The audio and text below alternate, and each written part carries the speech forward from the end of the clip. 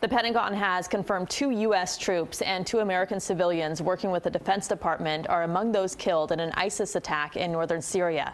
The bombing comes days after the U.S. began the process of withdrawing from the country.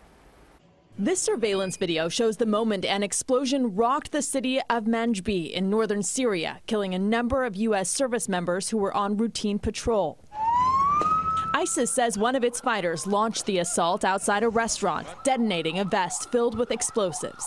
They're all coming back, and they're coming back now. The attack came less than a month after President Trump declared victory against ISIS in Syria and said roughly 2,000 U.S. forces stationed there were coming home.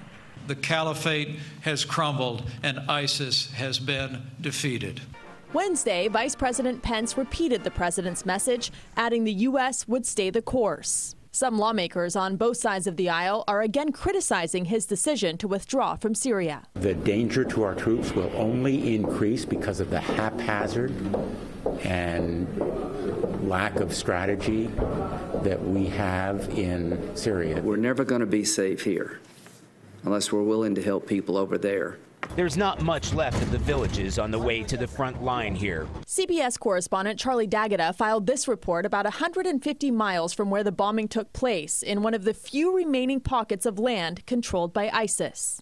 Not more than a few hundred yards away is where you find an American position fighting right beside forces here, and they've been firing mortars in that direction essentially since we got here. This is what an ISIS retreat looks like. Between heavy artillery, American and coalition airstrikes, hardly a building is left standing.